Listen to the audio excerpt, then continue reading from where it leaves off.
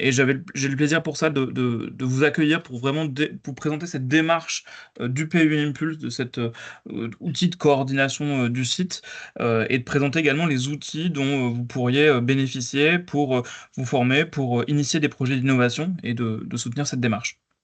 Dans un premier temps, comme j'ai pu le mentionner, Nathalie Dompier s'excuse à l'instant de ne pas pouvoir être présente euh, pour cette introduction, et c'est la magie finalement du collectif de coordination, puisque le PUI, le chef de file, c'est la commune Lyon-Saint-Étienne qui en assure le chef de file, mais on a également l'université Claude Bernard Lyon 1 qui assure le pilotage stratégique du PUI, et qui justement est représenté ici par Philippe Cassagno, qui arrive juste ici, vice-président de l'université Claude Bernard Lyon 1, et qui pourra tout à fait justement compléter ses propos pour peut-être présenter ce qu'est le PUI et sa démarche. N'est-ce pas, Philippe? Bon, ben, j'y vais. Merci Benoît, surtout d'avoir mis une photo de quand j'avais 50 ans, donc il y a quelques années. Euh, Je la remets pour bonjour. le... Ouais, j'ai un peu changé quand même. Bonjour à toutes et à tous. Bon, donc je vais vous dire quelques mots introductifs. Donc ce sera sûrement le dernier discours, enfin pas discours, mot que je dirais sur le PU, parce que ma fonction de VP recherche et innovation va toucher à sa fin très très très bientôt. Et il y aura donc une nouvelle personne pour Lyon 1 et pour le PUI qui prendra en charge l'animation du COMEX du PUI. Alors le PUI, juste quelques mots. Benoît, tu m'as pas dit combien de temps j'avais? Je peux 5 être minutes? très bas. Pardon? Voilà, 5 minutes, c'est très bien. Ah, 5 minutes, c'est un peu court. Donc, PPUI, pôle universitaire d'innovation. Donc, vous avez le mot pôle, le mot universitaire et le mot innovation. Alors, pôle, on voit ce que c'est, universitaire également. Et innovation, c'est peut-être un peu plus difficile. Qu'est-ce que c'est que l'innovation? On parle d'innovation pédagogique, d'innovation un peu partout.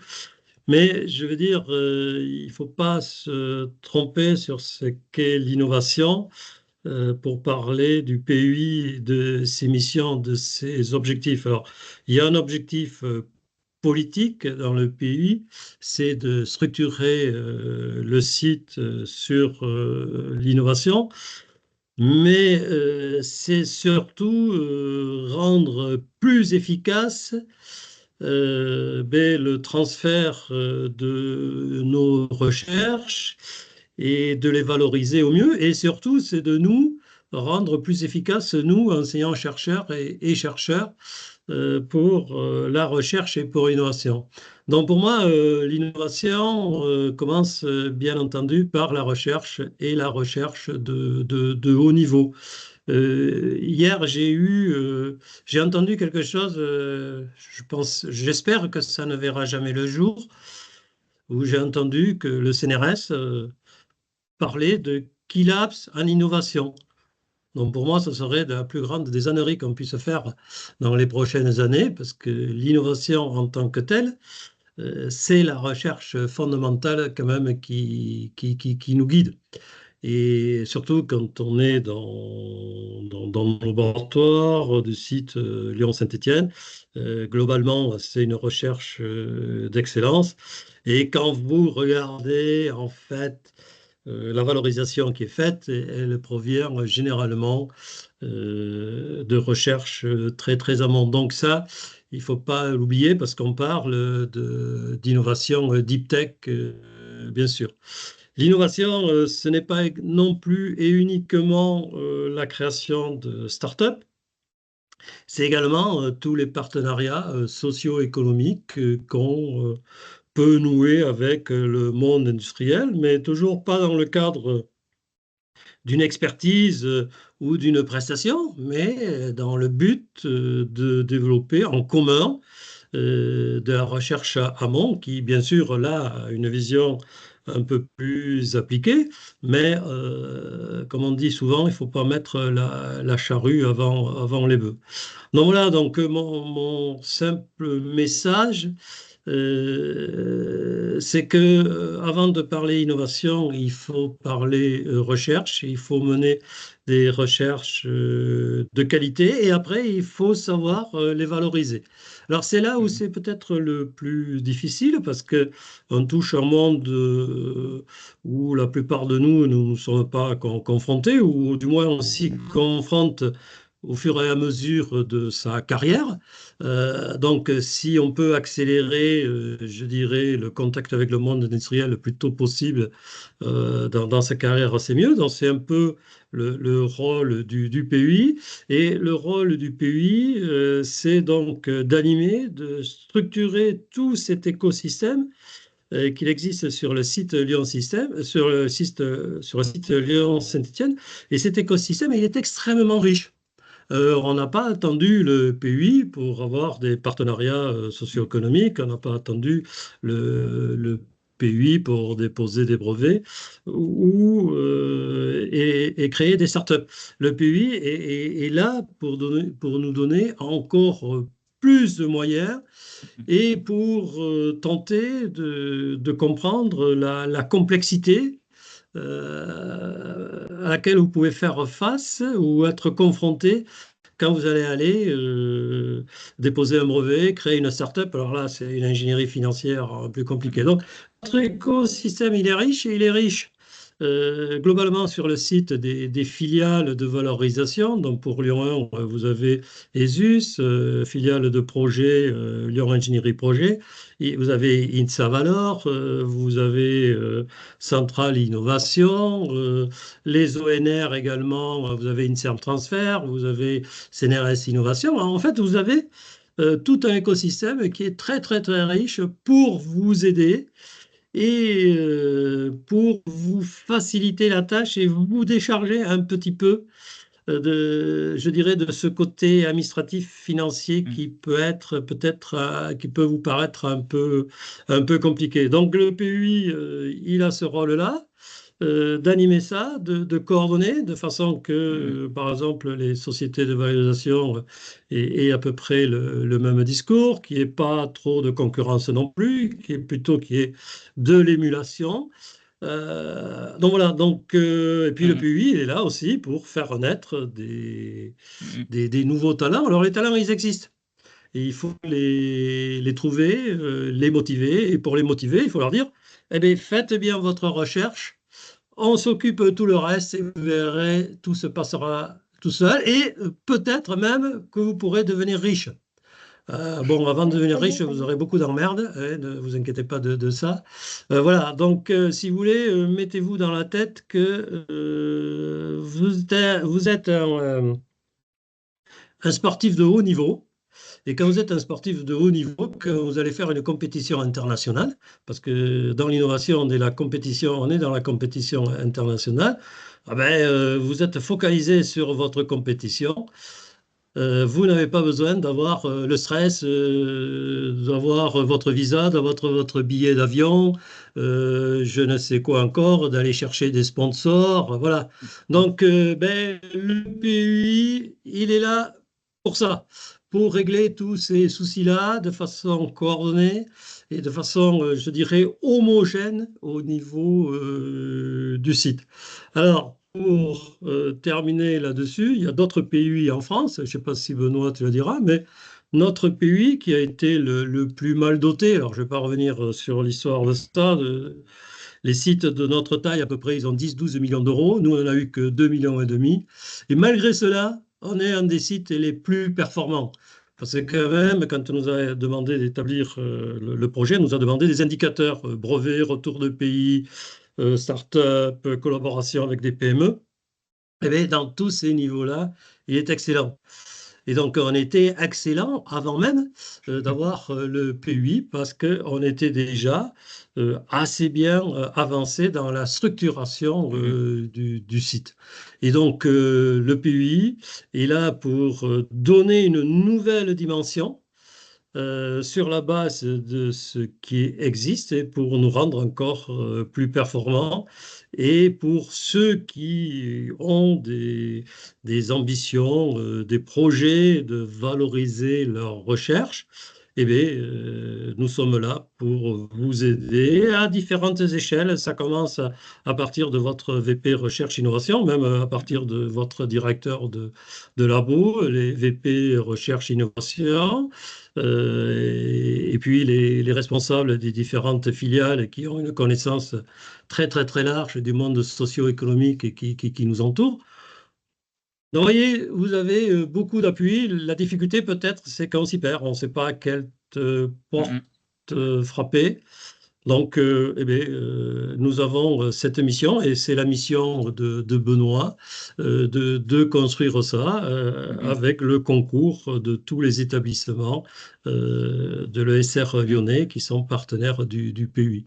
Donc, Et je vous Stéphanois. dirais, la réussite dépend de vous, de Mhm. votre efficacité, et on est là pour vous faciliter la tâche et pour valoriser vos travaux, mais n'oubliez pas, l'innovation, c'est avant tout de la recherche amont. Si vous oubliez ça, on ira dans le mur, nous tous. Voilà, j'en ai terminé. J'espère que je n'ai pas été trop long, et je vous souhaite bonne chance à toutes et à tous dans la valorisation et l'innovation. Merci Philippe pour ton introduction. Alors je savais pas que finalement je m'occupais de la Fédération française d'athlétisme, mais mais j'ai bien noté les éléments un peu saillants que tu as t'as pu partager, notamment l'idée que le PUI en effet porte cette mission de coordination des acteurs qui préexistent, qui opèrent, qui font, qui accompagnent. On a mentionné, on va le voir à travers les différents fondateurs qui rassemblent le PUI, à la fois les établissements de recherche, notamment de formation, les universités, les écoles du site, notamment école d'ingénieurs, mais également l'ensemble des ONR et des filiales qui sont associées pour mieux se coordonner, pour échanger davantage sur les projets, sur les modalités, pour être le plus fluide possible par rapport aux interactions des chercheurs. Aujourd'hui, ça se concrétise par la mise en place d'une gouvernance, de nouvelles actions pour, en interne, pouvoir mieux se coordonner sur les différents projets, mieux les apporter, les lister, comment dire, les connaître, et puis aussi mieux se compter, c'est-à-dire mieux ce que tu as mentionné, Philippe, pouvoir davantage compter qui et quoi, qu'est-ce qui se positionne sur le site, qu'est-ce qu'on fait régulièrement, quel est finalement le fruit de l'innovation sur le site Lyon-Saint-Étienne. Et c'est une vraie coordination importante, puisqu'aujourd'hui, pour vous donner un ordre de grandeur, sur le site universitaire, donc c'est les informations compilées d'année 2023, mais ce sera sensiblement les mêmes choses en 2024. On a à peu près 800 familles de brevets détenues en portefeuille, une centaine de brevets déposés chaque année, après 14 startups qui sont créées chaque année, qui sont issues ou en lien avec des laboratoires de recherche, et énormément, et c'est la vraie force du site aussi, tu l'as souligné Philippe, mais de recherche collaborative qui sont initiées par les filiales pour vraiment travailler, encadrer les liens avec les entreprises, et pouvoir faciliter les interactions qui se passent entre des laboratoires et des entreprises, notamment sous l'égide de l'action des différentes filiales. Puisqu'au total, on compte presque, il y a plus de 560 PME différentes avec lesquelles il y a eu une interaction de recherche sur le site au sein des différents établissements du site. Donc c'est une vraie force. Euh, Peut-être vous rappeler donc cette session, au-delà de vous rappeler ce qu'est le P8, ce qu'on vient de faire, c'est de vous présenter quels sont les programmes, comment est-ce qu'ils sont constitués, et puis d'avoir un moment en retour de témoignage de deux participants de programme l'année dernière qui vont simplement me présenter leur retour d'expérience de ce qui s'est passé pour eux, comment ça s'est passé concrètement, et puis prendre le temps d'échanger ou de répondre à des questions plus spécifiques. Sans perdre trop de temps, je vais passer directement aux programmes qui sont portés par le PUI. Donc, outre ce qu'a expliqué Philippe, qui est finalement une phase immergée de l'iceberg, on est sur finalement une meilleure coordination des différents acteurs qui travaillent presque un peu dans l'ombre pour que ce soit le plus simple pour vous, pour améliorer les process, pour être le plus efficient possible entre nous, pour, euh, pour vraiment faciliter et venir en complément de l'activité des chercheurs. Il y a vraiment certains programmes, certaines actions qui sont portées par le PUI, par les différents fondateurs du PUI, pour s'adresser notamment à la cible des chercheurs, des enseignants-chercheurs ou des doctorants jeunes chercheurs. Je vais passer rapidement et puis de toute façon, toutes les informations sont en ligne et vous en disposerez. Simplement pour informer que pour vos doctorants ou vos postdoctorants, il y a un certain nombre d'ateliers de formation doctorale qui sont disponibles en ligne via Adoom, la plateforme de formation doctorale qui valide des crédits d'heures autour des enjeux de propriété intellectuelle, d'entrepreneuriat et de valorisation qui sont organisés chaque année et qui permettent de former, de donner des compétences complémentaires à vos doctorants. C'est des cycles de webinaires webinaires qui sont en ligne avec des sessions en présentiel. L'année dernière, au total, il y a eu 265 jeunes chercheurs ou jeunes chercheuses, doctorants qui ont participé. Donc on aimerait bien renforcer cette dynamique et avoir davantage de participants à ces différentes sessions. Sur le même format, on a des ateliers de webinaires à destination de chercheurs titulaires ou de chercheurs tout court, on va dire, sur différentes thématiques, notamment aussi bien des thématiques de recherche, où il y a souvent un témoignage d'un chercheur, une mise en avant des dispositifs de financement possibles, notamment France 2030 dans ces différents sujets, et puis également une mise en avant de sujets un peu clés, ça a été mentionné en introduction, mais notamment le brevet ou la propriété intellectuelle, on fait une session spécifique pour avoir les bonnes clés par rapport à ces sujets, aussi comprendre quels sont les leviers de financement possibles, accessibles vraiment pour la cible des chercheurs du site Lyon-Saint-Étienne, puisqu'on a un certain nombre de dispositifs locaux sur le site, je pense notamment soutenus par la région. C'est important d'avoir cette visibilité et c'est ce qu'on essaie d'apporter dans des webinaires dédiés régulièrement et la programmation est en train d'être finalisée et vous sera partagée ensuite. Philippe, n'hésite pas à intervenir si tu veux compléter sur des points, hein. Je te vois. Non, non, mais j'avais Euh, juste un point que je précisais, que j'ai oublié, mais c'est parce que c'était dans ma deuxième partie du discours que j'avais rédigé.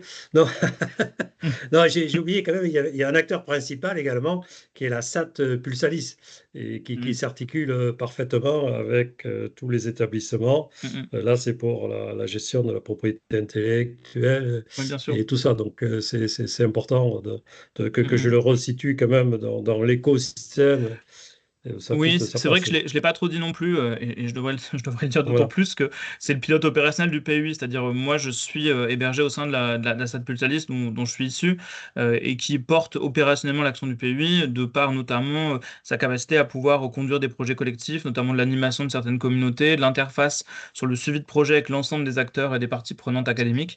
Et en effet, c'est un acteur important sur l'ensemble de ces différents sujets. Parce que les trois acteurs un peu clés de coordination du PUI, outre la commu qui est chef de file du PUI et qui porte le projet vis-à-vis de l'État. On a Lyon 1 qui porte stratégiquement les orientations stratégiques du PUI vis-à-vis du site, et la SAD Pulsalis qui l'opère, c'est-à-dire qui le conduit, l'animation de cette feuille de route et de cette activité. Je continue cette liste finalement d'actions qui seraient susceptibles de vous intéresser. Courant mars, donc la semaine du 24 au 28 mars, on va prochainement communiquer sur une semaine de l'innovation avec différents événements. Euh, Différents événements qui vont être proposés. On est sur une slide assez dense, mais je vais aller droit au but. On va avoir trois sessions un peu dédiées qu'on est en train de construire collectivement avec les différents membres du PU, donc les différents établissements. Une journée commune pour les différents lauréats et lauréates des PEPR, donc des dispositifs de financement de la recherche innovante, pour leur proposer des opportunités de soutien complémentaires à leurs projets. Et on va tous les inviter prochainement pour travailler sur ces sujets, avoir un focus ensuite sur la propriété intellectuelle, notamment associée au PEPR, pour anticiper ces différents sujets. On va organiser une deuxième journée le lendemain, plutôt uniquement penser pour les référents valorisation et les directeurs d'unité, davantage pour aller un peu plus loin sur des exemples de cas concrets ou des exemples types, et en profiter pour partager un guide sur lequel on a travaillé, innové et valorisé pour toutes les informations clés pour les chercheurs du site, qu'on va partager prochainement dans un premier temps aux référents valorisation, aux directeurs laboratoire, puis plus largement ensuite. Et enfin, c'est un souhait, quelque chose qui avait été initié notamment par l'UCBL, c'est de travailler avec les ANR JCJC.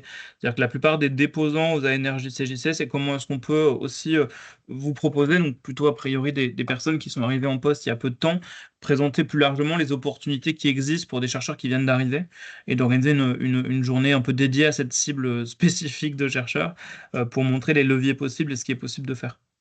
Euh, Cette semaine, elle va être complétée. On est en train de finaliser le programme, sans doute une journée liée et spécifique aux sciences humaines et sociales. On est en train d'évoquer ce sujet, notamment avec plusieurs établissements, et de travailler à un contenu spécifique pour adresser aussi l'innovation sous toutes ses formes, et notamment l'innovation sociale ou forme sociétale. je poursuis toujours dans cette action de se former à l'innovation. Euh, on a initié un format qui était intéressant l'année dernière, où c'est vraiment une demande forte des établissements de partager, au-delà des réunions que vous connaissez sans doute, d'accueil des nouveaux chercheurs titulaires sur le site, qui sont parfois très denses, et où finalement le sujet d'innovation ou de financement de la recherche arrive au milieu de plein d'informations. C'est de proposer un an à un an et demi après l'arrivée des chercheurs titulaires sur le site, une journée commune pour l'ensemble de la communauté scientifique nouvellement arrivée sur le site Lyon Saint-Étienne, de participer à une journée où on prend le temps d'avoir un partage d'informations avec des personnes des filiales de valorisation. Je pense à CNRS, le service partenariat valorisation, des filiales de valorisation, LIP, Centrale Innovation par exemple, la SAT, pour venir montrer comment est-ce qu'on travaille ensemble, quelles sont les informations clés, et donner en gros des éléments clés de qu'est-ce qui se passe, de la propriété intellectuelle, des leviers de financement possibles. Donc on a déjà programmé la date le 10 juillet prochain, et les inscriptions sont déjà ouvertes pour les nouveaux chercheurs du site. On va faire une communication plus large, mais n'hésitez pas à relayer à des chercheurs nouvellement arrivés pour aussi qu'ils puissent avoir les éléments clés pour mieux se connecter à l'écosystème sur place. Euh, je vais passer rapidement sur ces différentes actions, peut-être pour après les formats, par exemple, plutôt on va dire de travail sur la valorisation, le développement. On a fait une action spécifique aussi de la mise en avant de la recherche collaborative sur le site. On est parti du principe collectivement au sein auprès des différents fondateurs qu'il y avait un besoin aussi de reconnaître, de valoriser, de mettre en avant des parcours de chercheurs et de chercheuses qui travaillent avec des entreprises, qui ont mené des actions de collaboration sous toutes ces formes. Ça peut être une thèse CIFRE, ça peut être des laboratoires communs ou des chaires industrielles, et de donner à voir cette diversité. Donc on a organisé une première journée en décembre 2024, et on va sans doute la renouveler prochainement en décembre 2025, pour mettre en avant cette démarche, favoriser aussi des échanges entre entreprises, PME et chercheurs, pour donner à voir cette vitalité, aider à construire des nouveaux projets et vraiment mettre en avant toute l'activité menée par les différentes filiales, à travers cette structuration de partenariats industriels.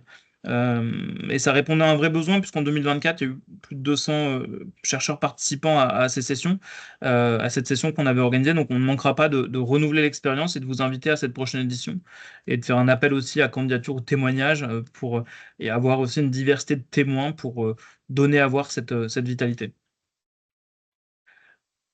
Je complète après la dimension de se former, s'acculturer, avoir des informations un peu descendantes. Il y a un certain nombre d'activités qui sont proposées par le PUI pour aller un peu plus loin, notamment vis-à-vis des doctorants ou jeunes chercheurs. Il y a un programme qui s'appelle Explora. Alors, autour d'entre vous, il y a beaucoup de référents valorisation qui connaissent bien, qui sont régulièrement spammés sur ce programme ou différents programmes. Il s'agit d'un programme à destination de doctorants ou jeunes chercheurs pour permettre à ces derniers, tout en validant des crédits de formation doctorale pour les doctorants et en accord avec leur encadrant de thèse, de réfléchir à la manière dont le résultat de recherche pourrait devenir un produit ou service. Ce dispositif est très fortement soutenu par la région Auvergne-Rhône-Alpes, et leur offre 2 jours de formation un peu intensive, avec finalement une présentation, une sorte de pitch qui permet de présenter leur projet, l'innovation, comment est-ce qu'on peut l'amener vers le marché. Et chaque année, il y a près de 35 doctorants qui participent, et on se rend compte avec du temps, avec plusieurs années, qu'on arrive, depuis que ce programme existe, ça fait depuis 5 ans qui préexistait avant, il y a eu une dizaine de startups qui ont été créées, associant ces jeunes chercheurs et ces jeunes chercheuses dans ces programmes. Donc c'est quelque chose d'intéressant, parce que ça permet de formaliser un lien avec l'encadrant, le chercheur et puis le projet, pour trouver les bons leviers pour la suite, avec une visibilité apportée par le soutien de la région. Donc la prochaine édition sera au mois de mai, et la campagne de communication sera ouverte bientôt, mais les inscriptions sont déjà ouvertes, et dans le document que vous recevrez, vous aurez tous les liens qui seront partagés.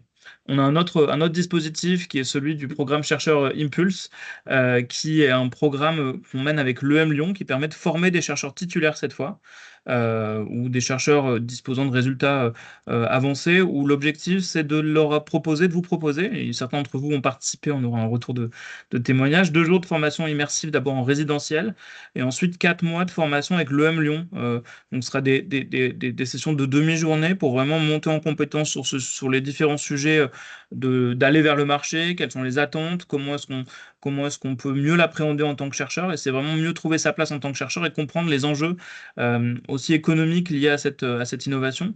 C'est une formation qui est gratuite pour les participants et qui permet vraiment de venir renforcer la connaissance de ces enjeux, comment est-ce qu'on fait pour améliorer ces projets. C'est un programme qui a été conçu spécifiquement avec l'EM Lyon et qui donne lieu à une présentation finale des projets devant plusieurs experts en innovation du sujet. Je pense à BPI, je pense à l'ensemble des représentants des établissements pour ensuite trouver les bons leviers pour faciliter le développement du projet. Donc c'est vraiment un projet auquel on tient et qui illustre bien. Et j'en profite justement pour passer la parole à un premier témoignage sur ce sujet. Et Sophie, il me semble t'avoir vu dans la salle, je crois. Je regarde. Hop. Et je pense que le micro est coupé. Si, c'est bon. Le micro est allumé. Mais je ne t'entends pas. Entendez. Ah, je commence à entendre. Vous m'entendez, c'est bon? Oui, c'est bon, ça marche. Bonjour Sophie. Super, merci. Bonjour. Donc, on m'a demandé de faire un petit retour d'expérience de notre formation dans le programme PUI Impulse. Donc, j'ai eu la chance, parce que vraiment, c'était une chance de pouvoir participer à ce programme, comme l'a expliqué, de 2 jours, puis suivi de 4 mois de formation avec l'EM Lyon. Donc, juste pour expliquer un tout petit peu mon parcours, donc moi, je suis chercheuse académique et je travaille beaucoup, notamment en collaboration avec certains industriels.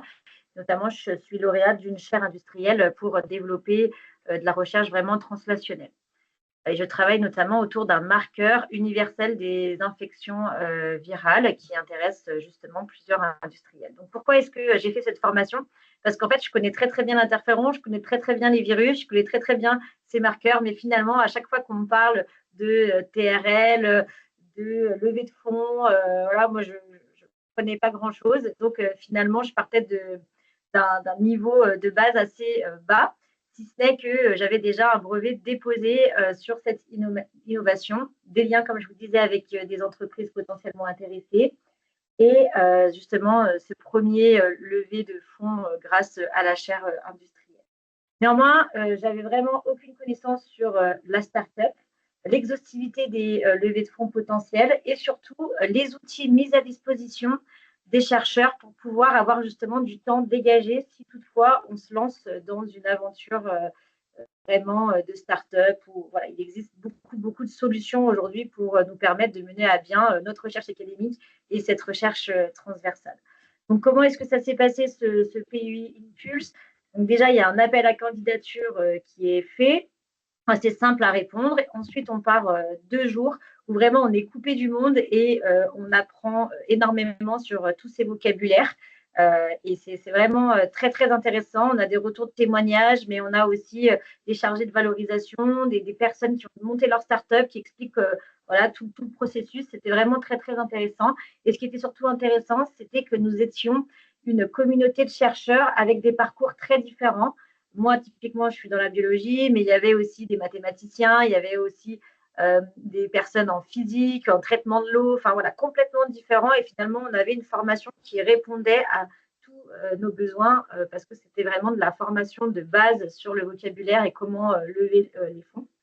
Et ensuite, après ces 2 jours, donc pendant 4 mois, on a des demi-journées directement avec l'EM Lyon qui nous apprend finalement je vous donne un exemple, identifier son marché potentiel.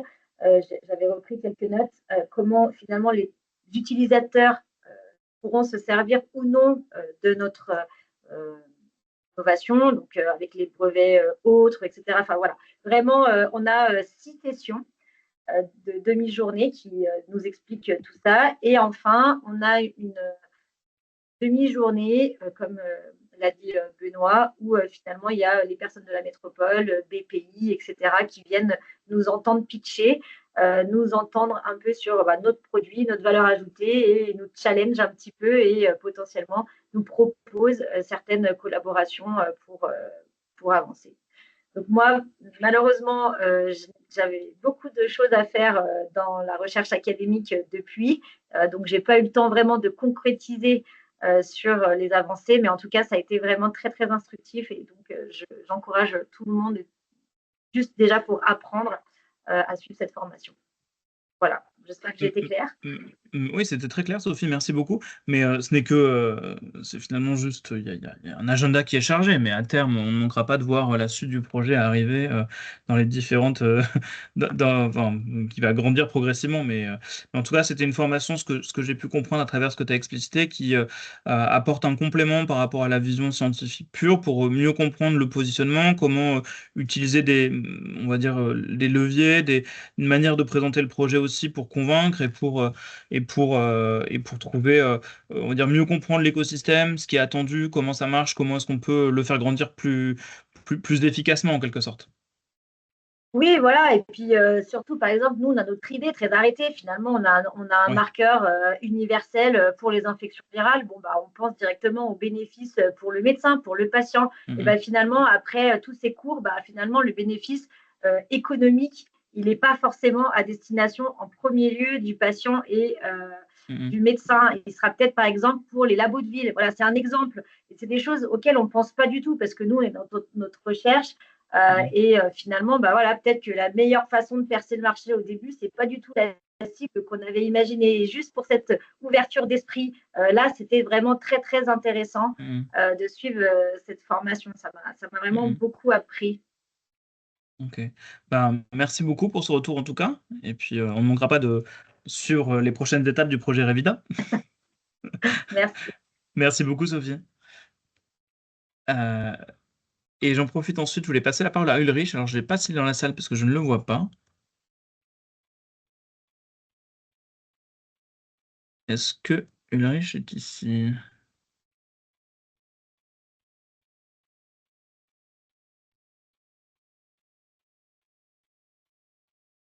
Ah, alors je pense qu'il va arriver.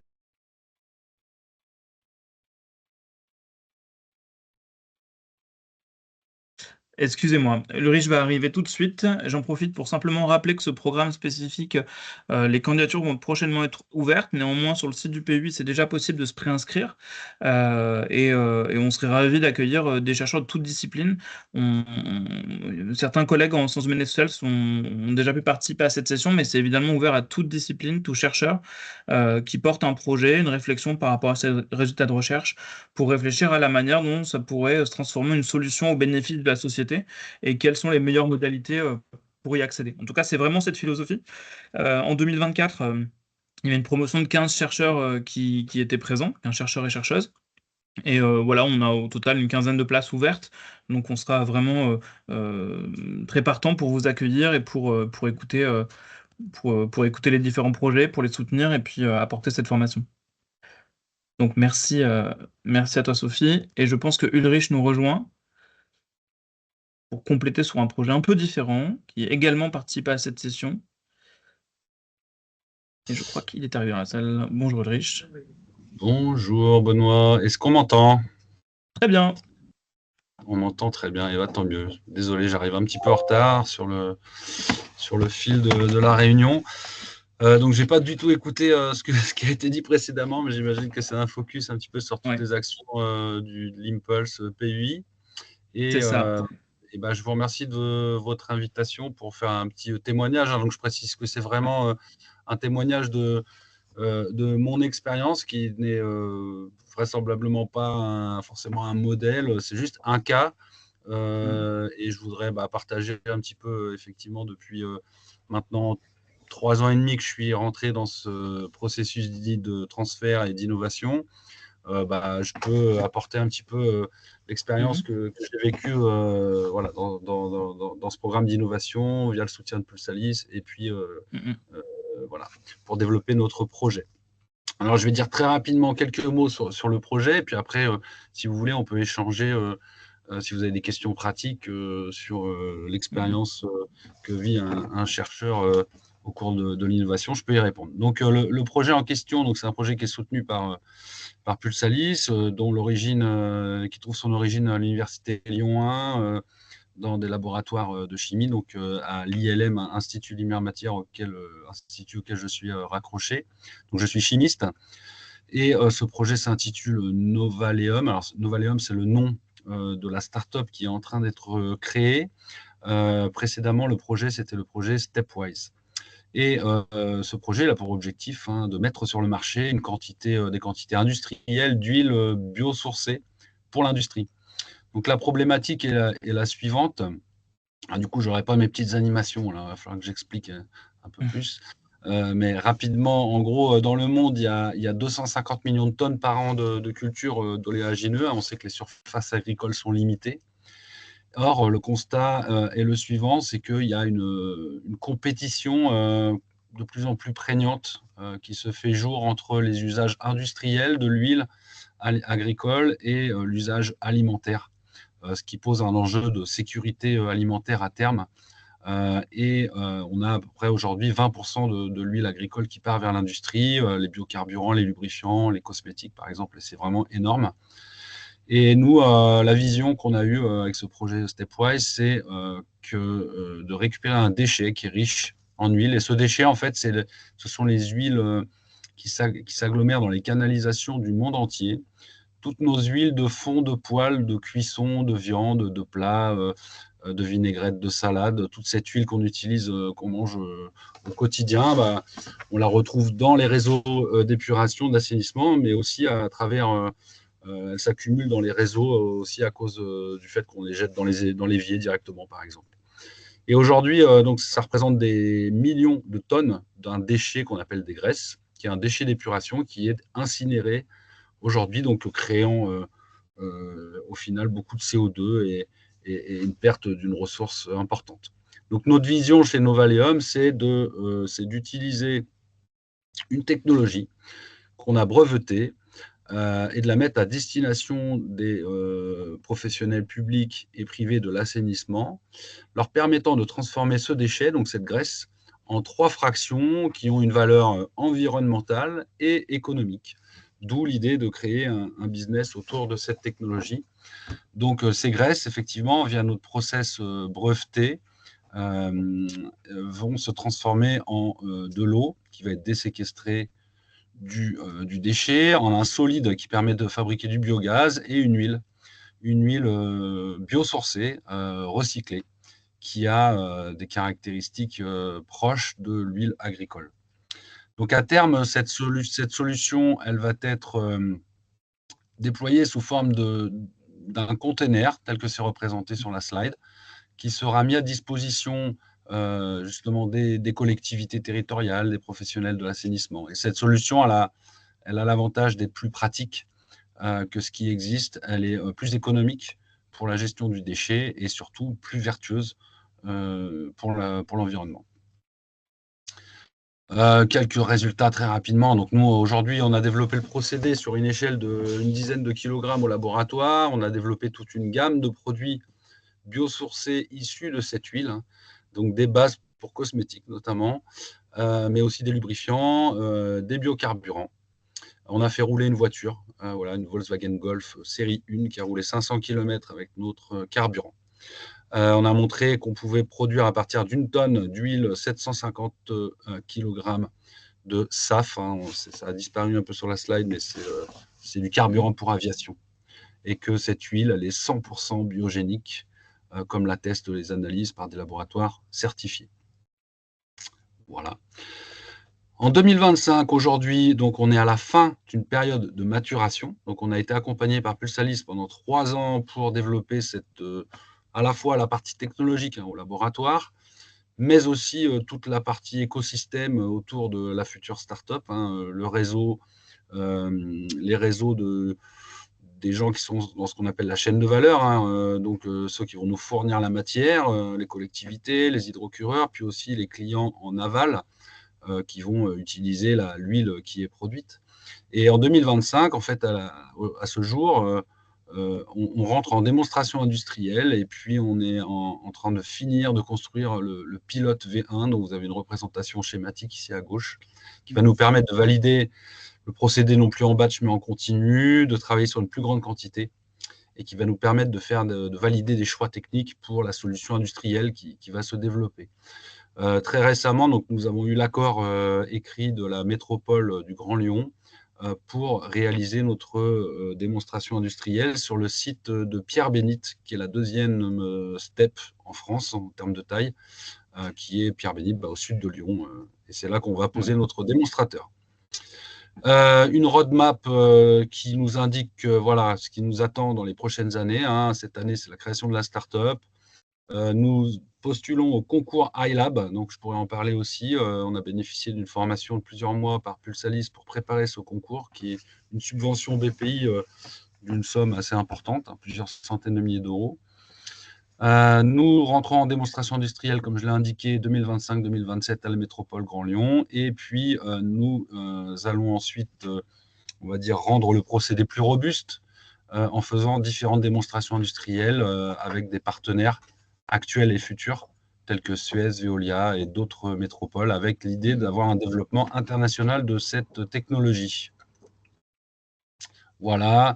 Très rapidement, cette unité permet de fabriquer effectivement des biocarburants, de l'eau, de sauver de l'eau et du gaz renouvelable. Mais comme je l'avais dit précédemment, cette huile, c'est vraiment une matière première pour alimenter des marchés à plus haute valeur ajoutée, tels que les solvants pour l'industrie, les lubrifiants, notamment les fluides hydrauliques, lubrifiants moteurs, ou encore les cosmétiques et la chimie fine, puisque cette matière, cette huile que l'on produit, c'est une matière qui est versatile, qui peut avoir beaucoup d'applications. Enfin, l'équipe, donc nous serons 4 cofondateurs pour la start-up. Donc Yann Gillard, qui est, et ça on pourra en parler, il y a toujours un porteur qui est identifié dans le cadre de la création d'une start-up. Donc, je pourrais témoigner là-dessus, parce que je me suis posé la question assez longtemps, savoir si je partais pour être un CEO ou pas. Donc, ça implique un certain nombre de choses. J'ai choisi de ne pas partir pour être CEO, mais pour être responsable scientifique, rester à ma place de chercheur. Donc, Yann Gillard, qui vient du privé, lui, prend cette place. Et donc, moi, je suis accompagné de mes 2 chercheurs préférés, j'ai envie de dire, mes collègues de tous les jours. Isabelle et Bastien, avec qui on a initié ce projet. Également, autour de notre équipe de 4 personnes qui forment le noyau, il y a un certain nombre d'experts. Donc, Activation, Chemtech, qui sont vraiment là, du coup, des gens qui sont partenaires et à la fois prestataires pour la future société. Et des gens en advisory board, ce sont des experts qui ont un regard bienveillant sur le développement du business, autant que de la technologie, et qui vont nous challenger sur les différentes étapes qui nous attendent, et ce qui nous permet d'être critiqués favorablement, mais aussi d'être mis en question sur nos choix, que ce soit des choix techniques, des choix de stratégie financière, etc. Voilà. Et je crois que j'ai une petite slide de remerciement avec les différentes personnes, structures, soutien dont bénéficie ce projet, et évidemment sans qui on ne pourrait pas avancer. Voilà. Merci beaucoup Ulrich, merci de t'être prêté au jeu, de présenter ton projet et cette idée. C'est assez riche puisqu'on voit finalement tout le temps le travail outre la recherche, l'invention qui a été faite, puisque j'ai vu que les brevets sont le fruit de résultats de recherche qui passaient du temps. C'est aussi ce continuum. Philippe Cassagno, vice-président de l'Université Claude Bernard Lyon 1, précisait en introduction que finalement l'innovation c'était aussi issu des fruits de la recherche et qu'il y a cette continuité qui était assez naturelle, et je trouve que ça illustre bien cette démarche ici. Philippe, je parle à ta place, mais j'essaie de faire le lien avec ces sujets. Non, mais tu le fais très bien, bravo. Parfait, écoute, je te remercie. Et ce qui me semble intéressant, alors à la fois c'est un exemple spécifique, puisqu'on est vraiment sur un angle particulier, celui de la start-up, celui aussi de la chimie, vraiment des projets industriels, du moins à potentiel industriel. Ce qui est important aussi, c'est de montrer que ce type de projet, ou le projet comme celui de Sophie avant, qui est vraiment plus spécifique à la santé, il y a une grande variété d'enseignants-chercheurs. L'objectif, c'est d'accompagner, de trouver les bons leviers pour pouvoir accompagner les projets dans leur diversité. Et je sais qu'il y a plusieurs collègues qui sont issus des sciences humaines et sociales dans la salle, c'est tout à fait concerné également par ces programmes. Alors évidemment, ce ne sera pas les mêmes enjeux, pas les mêmes financements, pas les mêmes dispositifs, mais c'est cette volonté en tout cas de s'adapter au cas par cas. Et tu as participé, Ulrich, on s'est rencontrés comme ça, au programme Chercheurs Impulse avec l'EM Lyon, qui je crois a permis aussi de pouvoir mieux saisir, appréhender différents sujets, en anticipation des différents programmes d'accompagnement que tu as pu bénéficier après pour notamment préparer ILAM, c'est ça? Ouais, si effectivement, concernant ce programme Impulse, moi je le recommande chaudement quand même parce que quand on arrive en tant que chercheur universitaire, en fait, on arrive dans un écosystème avec tout un tas de vocabulaire. Moi, c'est vraiment ça, le premier truc, c'est le vocabulaire. Qu'est-ce qu'une chaîne de valeur? Qu'est-ce que sont des partenaires, des clients, des financeurs, des levées de fonds, enfin, il y a tout un tas de termes techniques qui vraiment pour moi étaient du chinois. Aujourd'hui, je les comprends et notamment grâce à ce premier programme Impulse qui m'a permis de comprendre comment ce qu'était une proposition de valeur déjà, qu'est-ce qu'on veut faire, comment on donne de la valeur à un projet. Parce que voilà, ça me permet de faire la différence entre ce qu'est un projet, une idée, un projet et ce que peut être un business. Donc, il faut déjà avoir l'état d'esprit que ça plaise, hein, ce genre de choses. Moi, ça m'a plu. Et du coup, voilà, cette première formation, c'était vraiment le vocabulaire et de comprendre les enjeux du coup de ce type de programme, quoi. Très bien. Merci beaucoup. Je te propose de terminer la présentation et puis ensuite, s'il y a des questions, d'adresser ça en toute fin, ça te va? C'est très bien. Je termine juste rapidement pour dire qu'il y a une autre initiative, je ne vais pas en dire trop de mots non plus, mais qui est un peu particulière, c'est pour les laboratoires qui travaillent ou souhaitent travailler avec des étudiants entrepreneurs. On adresse ça à un dispositif de mise en relation, c'est une enveloppe de soutien, mais coup de pouce, on va dire. C'est à hauteur de 5 000 € pour un laboratoire, pour reconnaître le temps passé pour le suivi d'un étudiant entrepreneur, pour notamment accéder à différentes machines, expertises, etc. Cette année, il y a 4 projets qui en sont issus, qui ont pu être soutenus par différents, laboratoires avec une mise en relation et donc c'est intéressant pour les laboratoires qui travaillent peut-être déjà avec des étudiants pour disposer d'une reconnaissance du travail qui est fait. En tout cas, ça s'appelle Objectif Laboratoire la session de lancement aura lieu au premier semestre ou a priori courant mai-juin, plutôt à la fin du semestre, pour identifier 4 nouveaux projets. Donc, il y en a eu 4 l'année dernière, qui sont de formes très différentes, tout sur le numérique, sur l'industrie ou l'énergie, mais avec des composantes SHS pour certains d'entre eux. En tout cas, c'est assez ouvert et on est tout à fait ouvert à avoir différents types de projets et de favoriser les liens entre aussi un peu différents formats d'innovation, notamment avec des étudiants entrepreneurs. Le dernier point, celui qui est important, et Ulrich l'a beaucoup mentionné, c'est celui de la nécessité du financement et d'obtenir des soutiens pour avancer dans les différents projets. Le PUI et les équipes qui sont associées, les équipes des fondateurs, poussent pour l'obtention de différents types de financement, et notamment ceux qui sont en prématuration et maturation. Alors c'est un peu technique, mais c'est très lié avec France 2030 qui a vraiment poussé sur des types de financement particuliers. Et ce qu'on va essayer de faire sur chacun des projets, c'est de vous aider à structurer des projets, notamment en prématuration ou maturation. L'année dernière, au total, il y a eu 29 projets de prématuration qui ont obtenus et qui ont permis de faire effet de levier sur des financements au niveau national pour aller chercher ces financements ouverts dans le cadre des stratégies nationales d'accélération. Et on va accompagner, passer du temps pour les structurer et le faire. Pour ça, il y a un certain nombre de stratégies qui sont toutes disponibles sur le site du PUI, où il y a le descriptif, le détail, etc. Si vos travaux de recherche entrent dans ces différents critères, il y a vraiment un enjeu clair pour pouvoir obtenir des financements en prématuration avec des enveloppes, c'est autour de 80 000, 100 000 € par projet, sur lequel on peut vous accompagner, c'est de trouver les bons leviers pour trouver les cofinancements et les structurer pour financer des RH sur un projet, pour vraiment gagner et faire émerger un projet d'innovation à partir de vos résultats de recherche. Là, on n'aura pas trop de temps d'entrer dans le détail, mais c'est vraiment du cas par cas, de trouver les bons guichets, de trouver les bons leviers. Il y a notamment 3 personnes qui sont au sein de la SAD qui peuvent vous donner un coup de main pour le montage de ces prématurations, en lien étroit avec les établissements dans lesquels vous êtes, aussi bien dans la santé, dans le numérique et les sciences humaines ou dans l'industrie, pour pouvoir trouver les bons relais et pouvoir le faire. Donc, n'hésitez pas à échanger avec moi ou avec ces personnes directement pour trouver les bons leviers, vous aider à structurer ces projets. C'est vraiment une opportunité intéressante sur le site de pouvoir disposer de tels financements au sein d'un laboratoire pour initier un projet. Euh, je, pour peut-être finaliser et montrer les différents points à venir et les rendez-vous à venir des prochains mois. On va avoir après ce webinaire différentes préinscriptions, différentes ouvertures pour les différents programmes dont j'ai pu mentionner, les ateliers chercheurs, les ateliers pour les doctorants.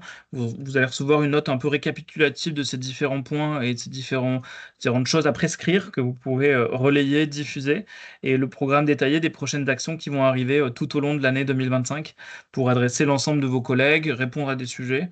Et de manière générale, au-delà des prochains ateliers, des prochains événements qui sont prévus en février, mars et avril, ce qui est très important, c'est de pouvoir ne pas hésiter à m'en parler ou à en parler directement à vos référents pour avoir en tête les prochains événements, savoir ce qui est possible et de regarder ça au cas par cas. Puisque les exemples dont on a parlé tout à l'heure, entre l'exemple d'Ulrich ou de Sophie sur des projets en santé ou d'autres projets qui peuvent entrer dans des disciplines très différentes, on se rend compte que finalement les guichets, les possibilités de financement ou d'accompagnement sont parfois différentes. Et le plus on peut échanger, le plus on peut faciliter cette mise en relation pour trouver les bons relais, plus ce sera pertinent pour vous pour vraiment faciliter cette maturation, cette montée en compétence des projets et les développer le mieux possible. Je partagerai évidemment l'ensemble de ces slides avec vous. Je vous enverrai aussi le lien de prise de rendez-vous pour éventuellement échanger sur des problématiques ou des besoins que vous auriez au sein de vos unités de recherche respectives. Mais en tout cas, je serais ravi de vous accueillir sur ces différents programmes tout au long de l'année et puis de pouvoir soutenir via le PUI les différentes initiatives qui émergent au sein de vos différents laboratoires de recherche. Peut-être il y a des questions, on peut en prendre certaines, soit dans le chat, soit directement avec le micro, mais peut-être avec le chat pour commencer. Et puis s'il y a des questions, notamment pour Ulrich ou pour Sophie, n'hésitez pas. J'étais assez rapide, mais je vais partager l'ensemble du contenu, évidemment.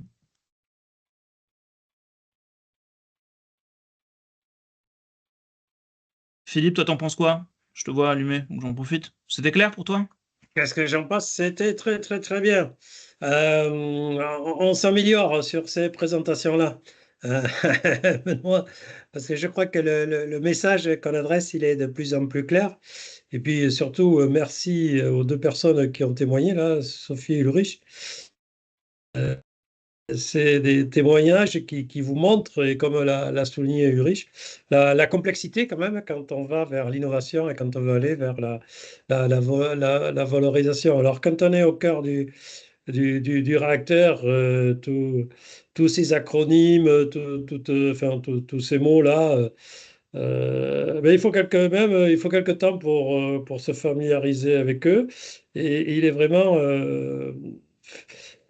enfin, il faut les apprendre, mais je pense qu'au tout début, quand on a des idées de valorisation, certes, le but ultime, c'est d'intégrer tout ça, mais quand même, la structuration du site, les filiales qu'on a, plus sa liste, tout ça, ben, c'est là pour vous aider quand même à aller plus loin et pour acquérir petit à petit, de comprendre tous ces mots indispensables, avoir les bons réflexes et éviter de tomber dans quelques pièges. Donc, la construction peut être longue si on est seul.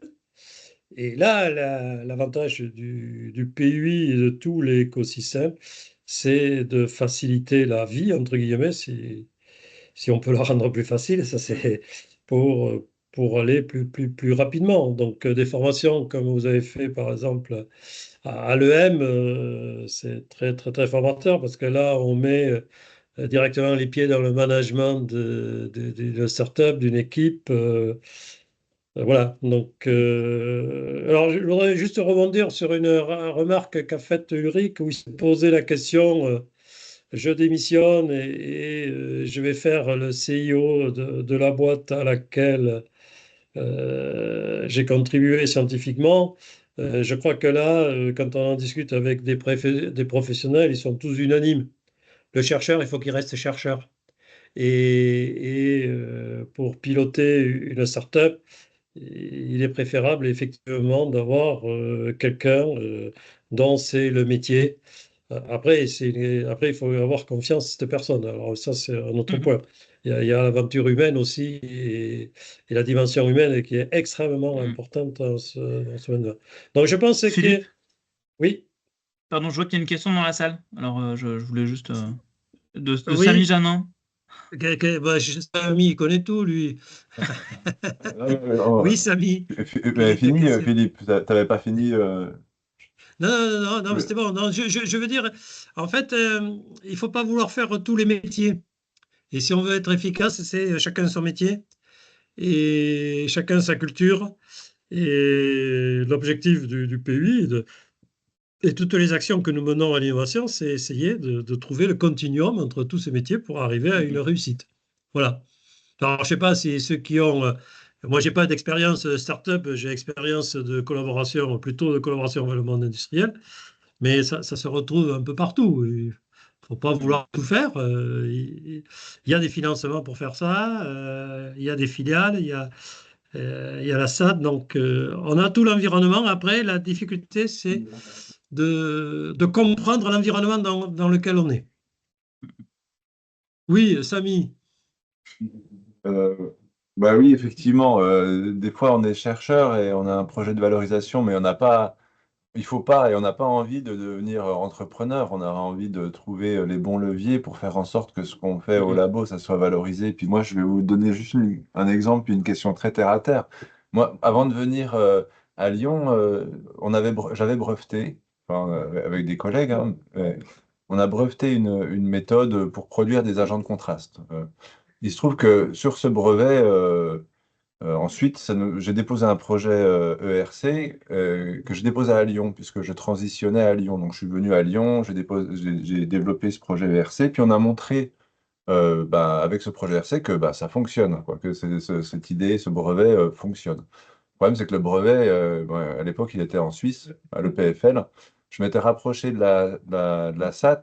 On avait commencé à monter un projet de valo, fait une étude business, etc. Puis c'était très positif. Et d'un seul coup, ils m'ont dit qu'ils abandonnaient en fait le projet parce que c'était trop risqué. J'ai pas jamais compris exactement pourquoi, mais une des raisons, c'est que il n'y avait pas de brevet en fait. Le brevet était à l'EPFL en Suisse. Donc après, je me suis rapproché de Philippe, Javier Olez, et puis à l'université. Et donc, on a réussi à rapatrier ce brevet entre-temps. Donc maintenant, on a le brevet. Et donc, j'ai eu une ERC. Après, j'ai eu une ERC POC qui nous permet d'aller un peu plus loin dans l'étude de marché, etc. Et puis maintenant, le plan, ça serait de déposer une EIC transition l'année prochaine. Euh, et pour cela, il faudrait idéalement qu'on crée une start-up maintenant. Pour qu'au moment où on dépose cette EIC transition, on ait une start-up. Et qu'elle soit pas qu'on la crée pas le mois d'avant. Donc, moi, je vois les formations, mais j'ai pas le temps. Je vois en avril, je serai en conférence. Puis j'ai pas, en fait, j'ai pas forcément ni les qualités ni l'envie de faire ça. Mais qu'est-ce que je fais là demain si j'ai envie de créer une start-up?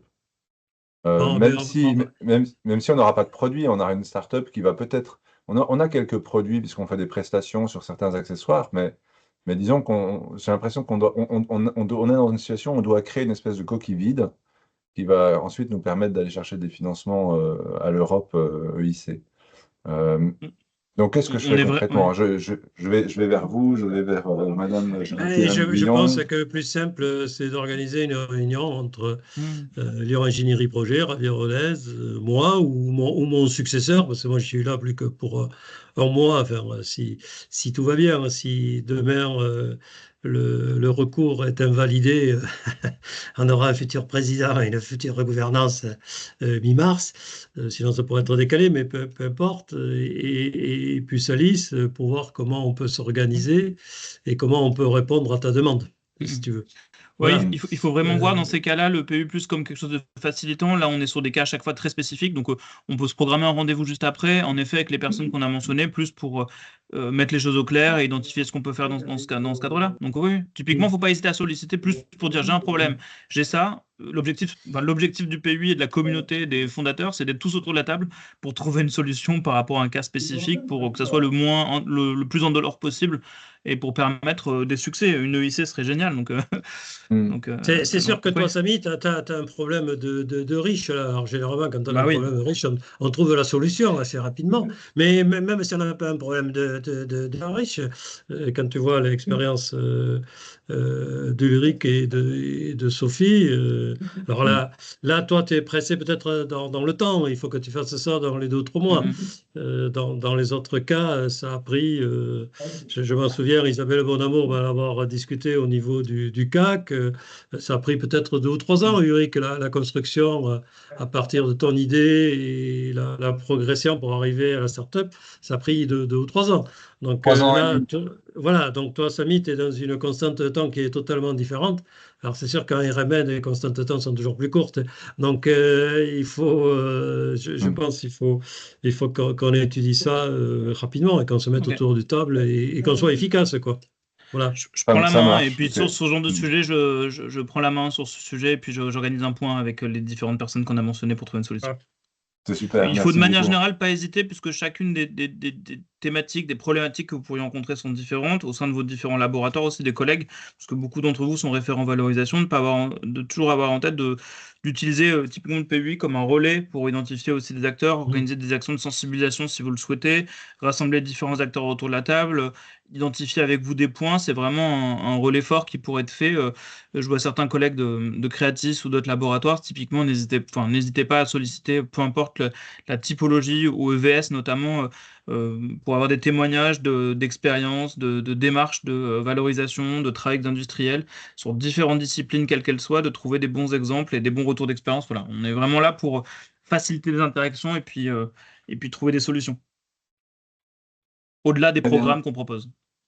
Ok, alors merci. Bah, on se parle bientôt alors. C'est super. Ouais, très bien, je fais ça juste Ah. après. Merci.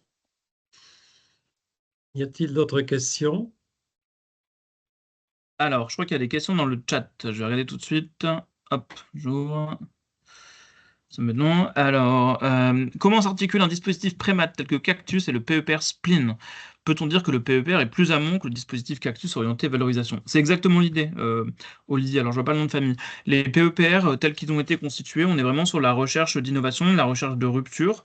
Et les dispositifs Prémat-Mat se mettent plus en aval, c'est-à-dire sur la partie, théoriquement, ceux qui sont lauréats ou candidates à des PEPR devraient légitimement pouvoir ensuite embrayer vers des financements de prématuration, maturation pour aller plus loin vers le développement du projet. Donc on a bien cette continuité entre les différents projets, entre ce qui relève du PEPR puis ce qui relève de la prématuration, maturation. C'est ce pourquoi à la fin du mois d'avril, la fin du mois de mars, pardon, on va organiser une journée dédiée aux lauréats et candidats PEPR de manière à pouvoir présenter l'offre de prématuration qui peut s'insérer dans cette complémentarité. Voilà ce que je fais réponse. Et ensuite, Alors, Thomas. la prématuration, on a un petit point faible par rapport aux autres sites qui sont IDEX, pardon, c'est que nous, on n'a pas de fonds de prématuration.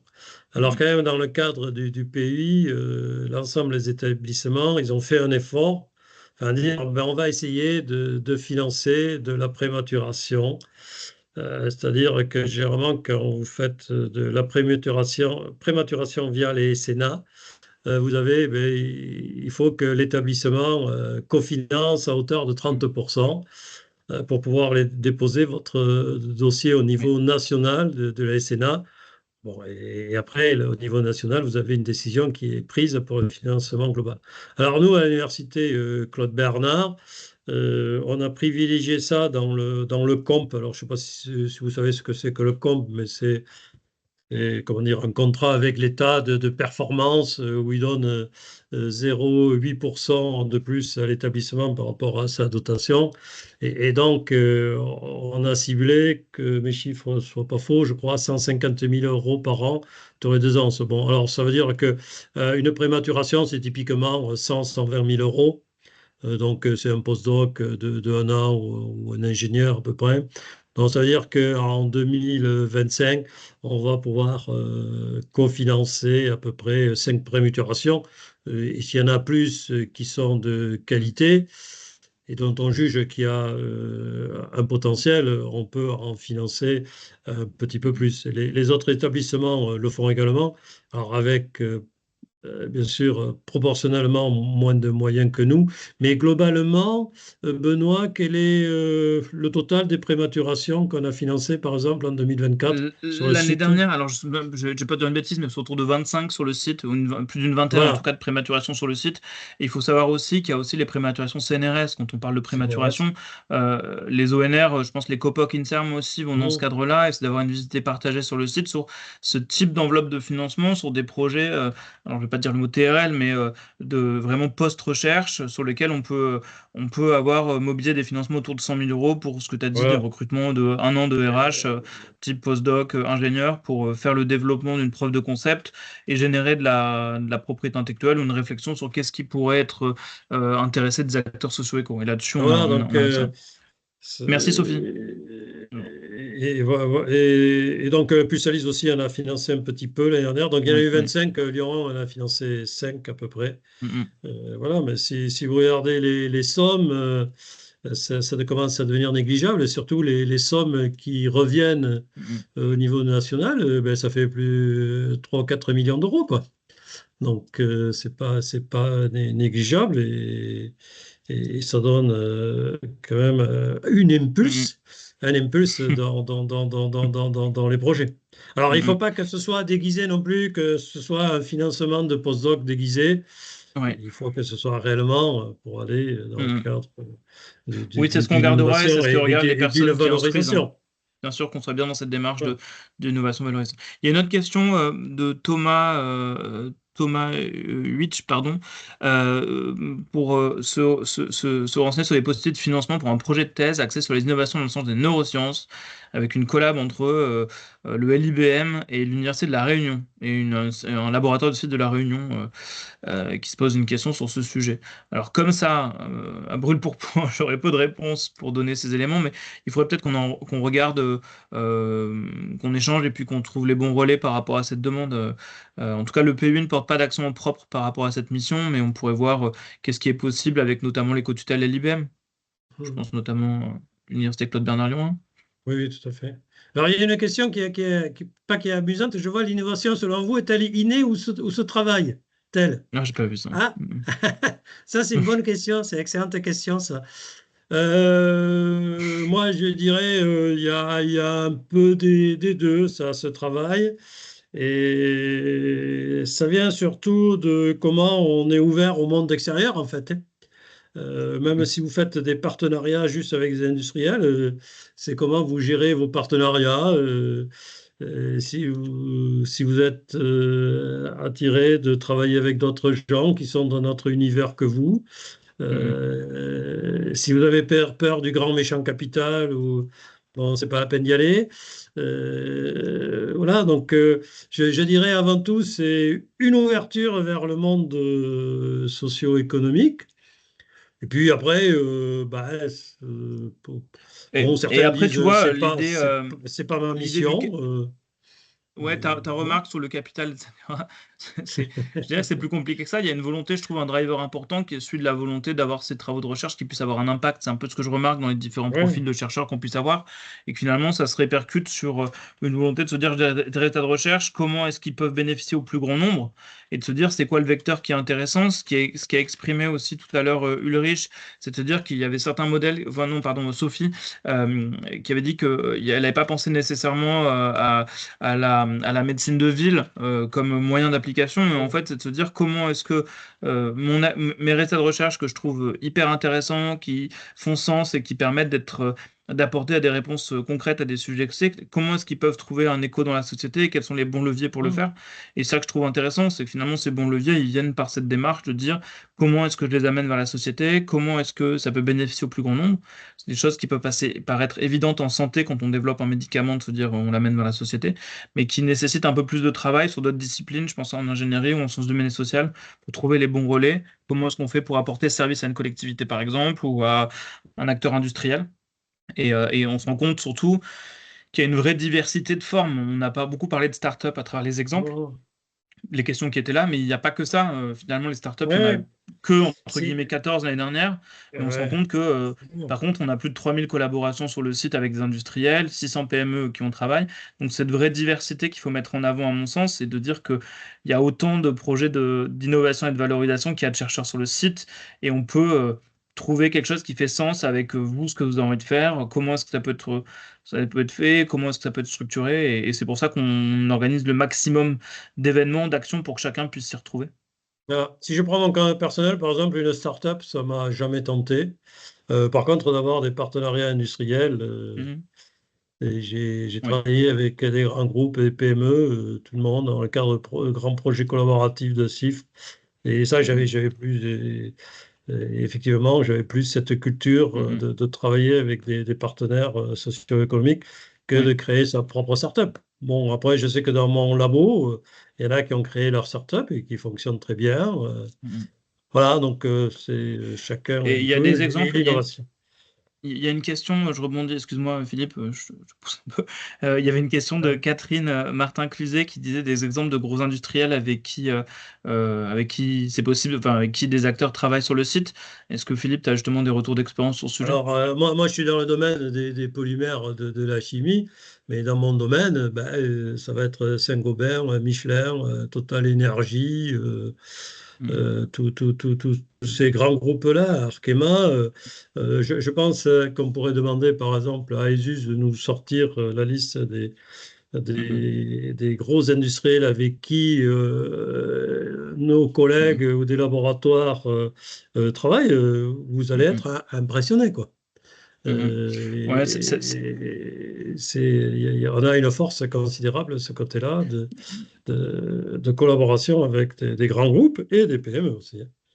Ouais, on s'est rendu compte quand on a fait le bilan justement à cette journée du 4 décembre dernier, qu'on a organisé, qu'il y avait une vraie diversité. Donc on a eu beaucoup de témoignages à ce moment-là d'industriels qui travaillent avec des laboratoires de toutes disciplines différentes, aussi bien des industriels enfin des acteurs socio-économiques limite publics, des acteurs de grands groupes, de PME ou de jeunes startups, qui expliquaient justement en quoi est-ce que c'était intéressant pour eux de travailler avec des laboratoires de recherche.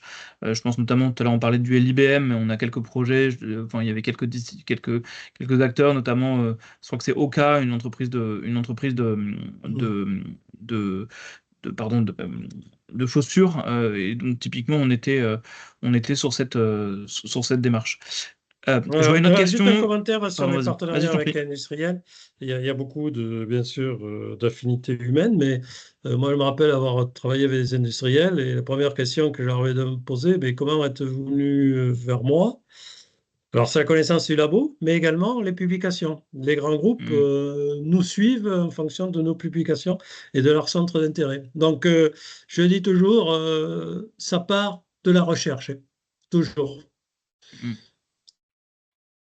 Euh, il y a une autre question de mode à l'instant sur vous parliez de prémat maturation.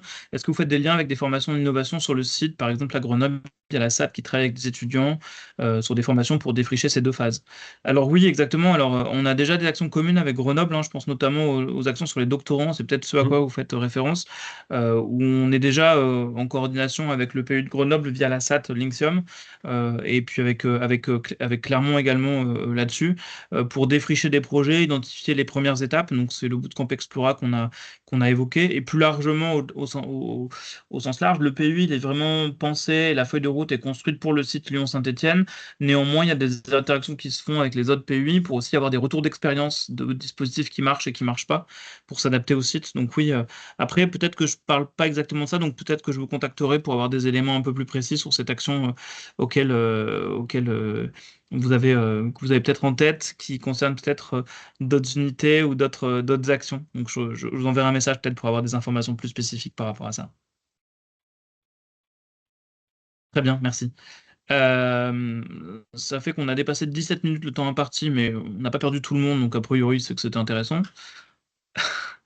Euh, je- J'en profite pour remercier, prendre le temps qui reste pour remercier les deux intervenants, enfin les trois intervenants avec toi, Philippe, sur ces retours d'expérience et sur la vision que vous portez de l'innovation. Aussi montrer l'intérêt qu'il y a à participer à différentes sessions, de pouvoir faire connaître votre projet au-delà des programmes qui sont portés par le PUI, qui sont des petites touches qui viennent compléter cette action, c'est aussi d'apporter des services à vous directement, trouver les bons relais et faciliter l'émergence de vos projets. Et j'aurai donc plaisir à vous envoyer les éléments de bilan, ces slides, l'enregistrement si vous voulez revoir cette session, et puis les liens associés aux différents programmes pour ne pas les louper, et pouvoir aussi, si c'est pas pour vous, penser à des collègues au sein de vos unités qui pourraient qui pourraient être intéressés par ces différents sujets, de pouvoir leur pousser l'information, parce que c'est parfois difficile au sein d'une unité de toucher les différents chercheurs susceptibles d'être intéressés, donc n'hésitez pas à leur en parler. On sera ravis de trouver des solutions, et c'est vraiment cette idée de coordination, de simplification des échanges avec l'ensemble des acteurs et des parties prenantes pour que ce soit le plus simple pour vous, vous n'ayez juste finalement qu'à innover, qu'à porter vos projets de recherche et qu'on puisse s'occuper du reste le plus facilement possible.